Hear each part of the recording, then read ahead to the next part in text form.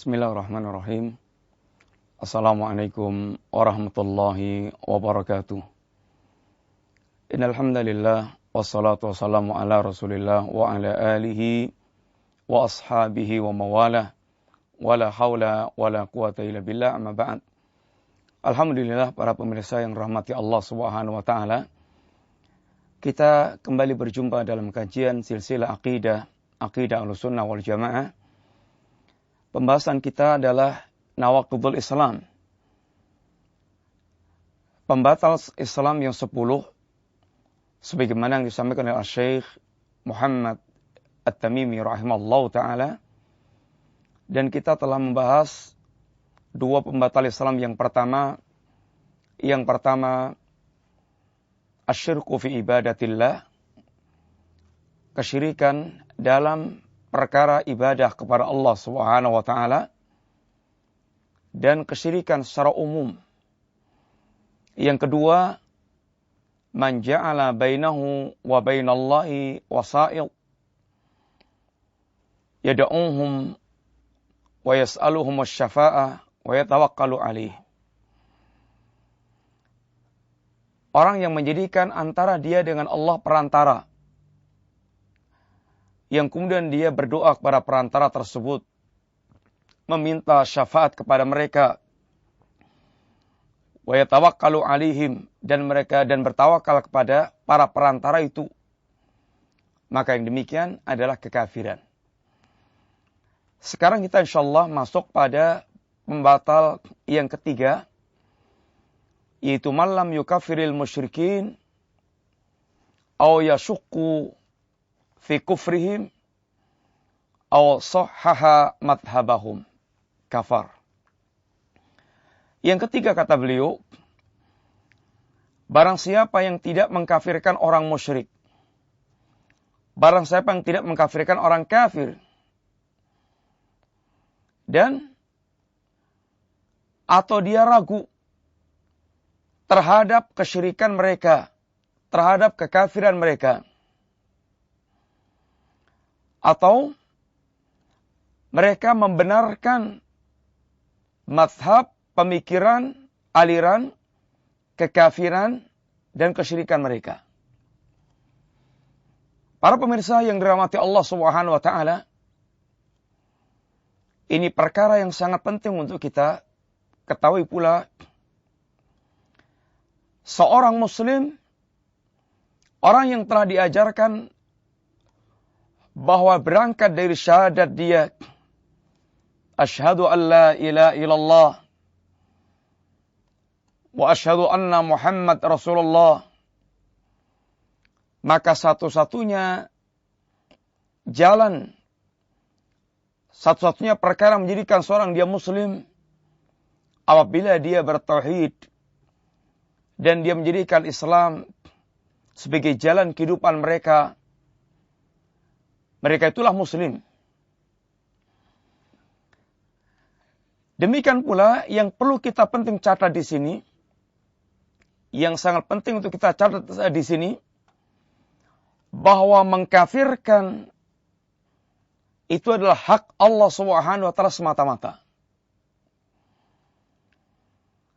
Apa yang Allah kafirkan wajib buat kita untuk mengkafirkannya.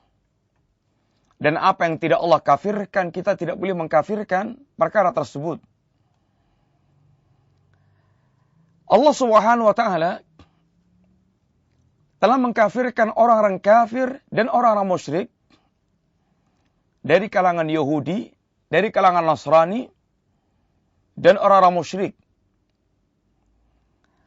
Yahudi dan Nasrani dikafirkan oleh Allah Subhanahu wa taala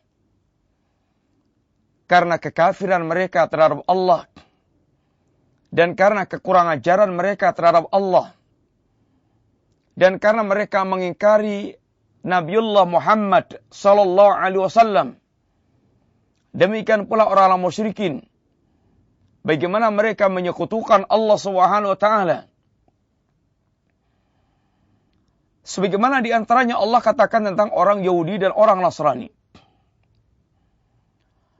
Laqad kafara alladhina qalu innallaha huwal Masih ibnu Maryam. Telah kafirlah orang yang mengatakan bahwasanya Allah adalah Al-Masih ibnu Maryam. Laqad kafaral ladzina qalu innallaha thalithu thalathah. Telah kafirlah orang yang mengatakan Allah satu di antara yang tiga. Ada Tuhan Allah, ada Tuhan Ruhul Kudus, Tuhan Bapa, ada Tuhan Anak, Tuhan Bapa, Tuhan Anak, Tuhan Ruhul Kudus. Keyakinan-keyakinan seperti tadi merupakan kekafiran yang telah dikafirkan oleh Allah Subhanahu wa taala. Maka apa yang telah dikafirkan Allah wajib orang yang mereka mengimani Allah, mengimani Al-Quran dan mengimani Rasulullah SAW, dia bersikap sebagaimana yang telah dijelaskan oleh Allah Subhanahu wa taala. Demikian pula bagaimana Yahudi yang telah mengatakan waqalatil Yahud Uzair ibn Allah. Orang-orang Yahudi mengatakan Uzair ibn Allah. Maka ini merupakan keyakinan kekafiran sebagaimana kafirnya Nasrani yang mengatakan waqalatin Nasara Isa ibn Allah. Dan orang Nasrani telah mengatakan Isa ibn Allah. Ini keyakinan yang telah dikafirkan oleh Allah Subhanahu wa taala. Kenapa demikian? Karena Allah telah menjelaskan tentang dirinya, qul huwallahu ahad. Allahu as-samad. Lam yalid wa lam yulad wa lam yakun lahu kufuwan ahad. Allah Subhanahu wa taala adalah ahad. Allah satu-satunya, Allah tunggal. Allah tidak ada duanya dan tidak ada tiganya. Allah satu-satunya, ahad. Allah tempat bergantungnya seluruh para makhluk, as-samad. Allah Subhanahu wa taala tidak melahirkan dan tidak dilahirkan. Allah satu-satunya. Tidak diturunkan dan tidak berketurunan. Allah satu-satunya. Dan tidak ada yang serupa sama sekali dengan Allah Subhanahu wa taala. Para pemirsa yang dirahmati Allah Subhanahu wa taala, maka orang yang mereka berkeyakinan Allah punya anak, Allah satu di antara yang tiga dalam oknum ketuhanan, maka ini merupakan keyakinan kekafiran. Dan bagaimana lancangnya orang-orang Yahudi terhadap Allah Subhanahu wa taala, seperti mengatakan di antaranya, waqalatil yahud yadullahi makhlulah ghullat aydihim walu'inu bima qalu. Orang Yahudi mengatakan tangan Allah terbelenggu. Ini merupakan kiasan akan kefakiran Allah Subhanahu wa taala. Kebakhilan, ini kiasan akan kebakhilan Allah Subhanahu wa taala. Allah bakhil. Tangannya terbelenggu. Maka Allah katakan justru tangan mereka yang terbelenggu. Orang Yahudi terkenal bakhil, bukhala, cara mencari harta dengan cara zalim. Dan ketika dia telah memiliki maka dia sangat bakhil. Maka ekonomi mereka ekonomi yang tegak di atas riba dan kebakhilan. Ekonomi kapitalis yang jauh daripada rasa rahmah kepada manusia. Demikianlah ucapan orang Yahudi yang lancang terhadap Allah Subhanahu wa taala. Laqad sami'a Allahu qala alladziina qalu innallaha faqirun wa nahnu aghniya. Sungguh Allah telah mendengar ucapan orang yang mengatakan innallaha faqir. Allah Subhanahu wa taala adalah faqir. Allah adalah miskin, fakir, kere. Dari mana orang Yahudi lancang seperti ini? Allah dengan bahasa yang Masya Allah, segala pemberian datang dari Allah. Dan Allah inginkan manusia berbuat baik, tapi Allah dengan ungkapan, wa may yuqridillah qardan hasanan. Wa may yuqridullah qardan hasanan. In tuqridullaha qardan hasanan. Bagaimana Allah Subhanahu wa taala memerintahkan kepada manusia agar mereka berinfak dengan bahasa barang siapa yang mau meminjami Allah Subhanahu wa taala. Ini adalah keutamaan Allah Subhanahu wa taala, harta semuanya dari Allah dan Allah menggugah kita untuk beramal dengan cara Allah menggunakan bahasa agar kita meminjamkan harta kita kepada Allah Subhanahu wa taala, dan Allah pun akan balas dengan balas yang berlipat ganda lagi. Akan tapi seorang orang Yahudi yang dungu ini mengatakan, innallaha faqirun wa nahnu aghnia, dan kita yang kaya. Maka ini kelancangan dan ini kekafiran terhadap Allah Subhanahu wa taala. Sebagaimana pula orang-orang Yahudi dan orang-orang Nasrani yang mereka mengingkari Rasulullah sallallahu alaihi wasallam. Yang Rasulullah merupakan Rasul akhir zaman, merupakan khatamul anbiya war Rasul, merupakan Rasul akhir zaman, penutup segala nabi dan Rasul. Dan Rasulullah sallallahu alaihi wasallam adalah Rasul untuk seluruh manusia. Di alam semesta, Rasul untuk seluruh manusia. Ayuhan nas, ya ayuhan nas, ini Rasulullah ilaikum. Wahai manusia, seruan yang menunjukkan kerasulan beliau untuk seluruh para makhluk, bahkan dari kalangan manusia dan jin. Saya adalah utusan Allah kepada kalian. Maka beliau sallallahu alaihi wasallam tegaskan, la yasma'u bi ahadun min hadhil ummah thumma yamutu wa lam yu'min billadhi ursiltu bih illa kana min ashabin nar. Tidaklah seorang pun dia mendengar tentang kerasulanku, kemudian dia sampai matinya tidak mau beriman kepadaku, tidak beriman kepada risalah yang aku bawa, illa kana min ashabin nar, kecuali dia termasuk di antara penduduk neraka jahanam. Yaitu kafir dengan kekafiran mereka terhadap Rasulullah sallallahu alaihi wasallam. Demikian pula orang musyrik. Mereka dikatakan Allah dengan kafir. Qul ya ayyuhal kafirun. Ayat ini secara khusus ditujukan kepada orang-orang kafir musyrik yang dihadapi Rasulullah sallallahu alaihi wasallam. Qul ya ayyuhal kafirun. Mereka dikatakan Allah kafir karena kesyirikan mereka dan karena penolakan mereka terhadap risalah yang disampaikan Rasulullah sallallahu alaihi wasallam. Para pemirsa yang dirahmati Allah, maka Allah Subhanahu wa taala katakan pula, innal ladzina kafaru min ahlil kitabi wal musyrikina, sesungguhnya orang-orang kafir. Siapa yang dimasukkan dalam kelompok kafir ini oleh Allah Subhanahu wa taala? Baik mereka adalah ahlul kitab sehingga kafir ahlul kitab, atau mereka adalah musyrikin, orang-orang kafir musyrik. Mereka masuk dalam kelompok al-kafirun, orang-orang yang kafir. Maka barang siapa yang mereka tidak mengkafirkan orang yang telah dikafirkan oleh Allah Subhanahu wa taala ini, maka sungguh dia telah menentang Allah. Dia telah mengingkari Allah. Dan ini merupakan perbuatan kekafiran. Demikian pula para pemirsa yang dirahmati Allah Subhanahu wa taala.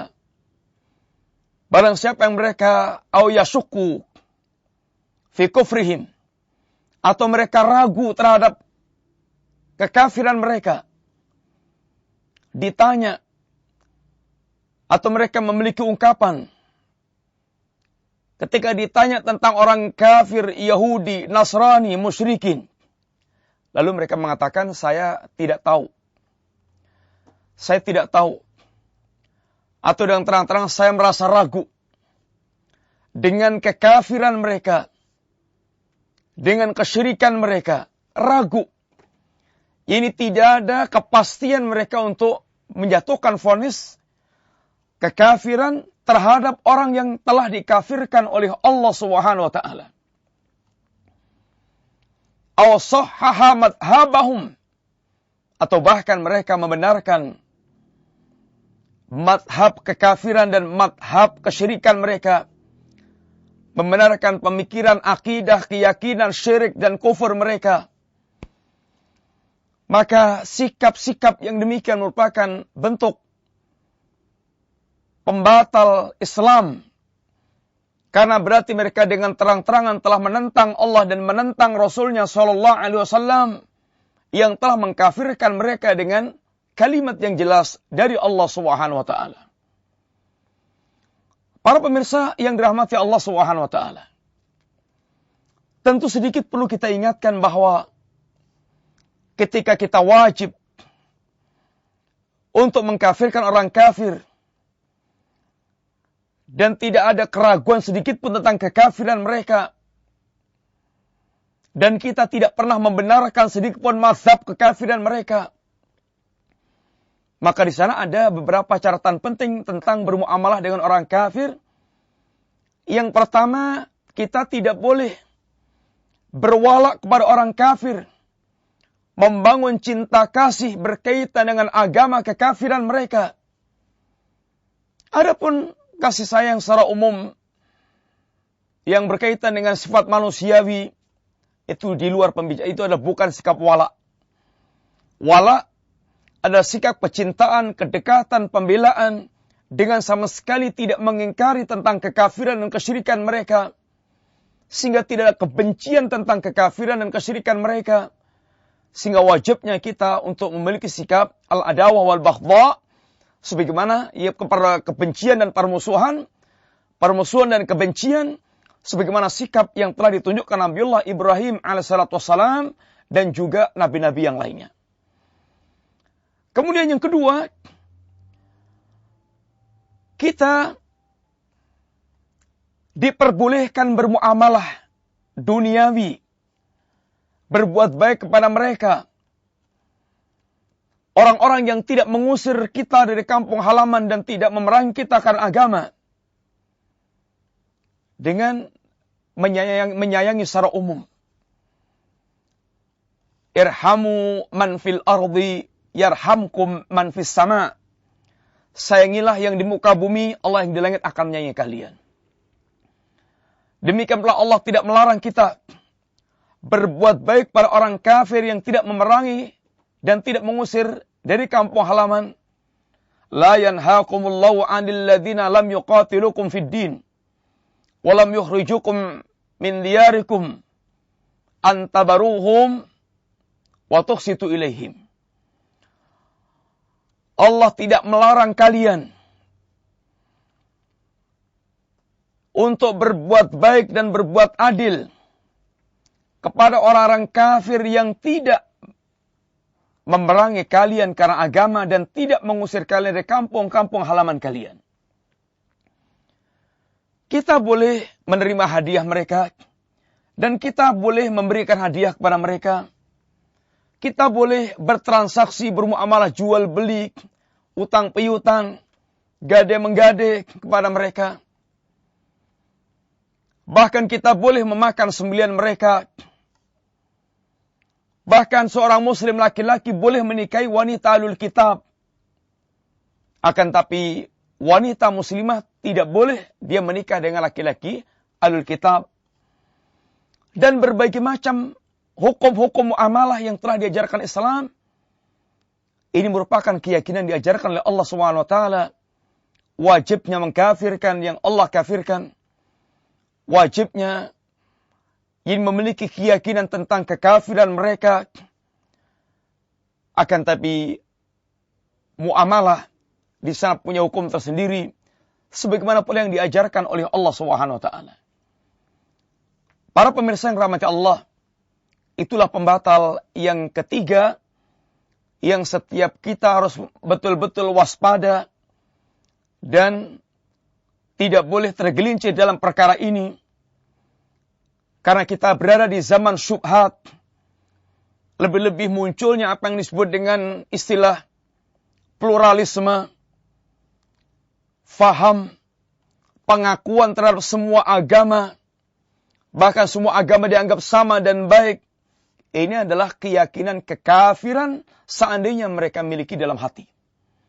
Karena Allah telah menegaskan, Inna dina indallahil Islam. Agama di sisi Allah hanyalah Islam. Wa may yabtaghi ghaira islami dina fala yuqbala minhu wa huwa fil akhirati minal khasirin. Barang siapa mencari agama selain Islam maka tidak akan ditolak oleh Allah dan mereka akan rugi di akhirat kelak. Sehingga ajaran pluralisme, ajaran kekafiran yang telah diingkari oleh para ulama kaum muslimin dengan nas-nas Al-Quran dan nas-nas As-Sunnah dan dengan kesepakatan ulama kaum muslimin, ajaran yang sesat dan menyesatkan. Mudah-mudahan Allah melindungi kita dari kerusakan akidah yang merupakan kerusakan yang paling berbahaya dari seluruh kerusakan agama kita. Mudah-mudahan Allah memelihara kita istiqamah di atas agama, memperbaiki agama kita, menyelamatkan akidah kita, hingga kita ketemu Allah dalam keadaan muslim, muwahhid, mukmin, dan akan dipersilahkan menjadi ahlul jannah. Mudah-mudahan manfaat. Wassallallahu ala nabiyyina Muhammadin wa ala alihi wa sahbihi wa sallam. Assalamualaikum warahmatullahi wabarakatuh.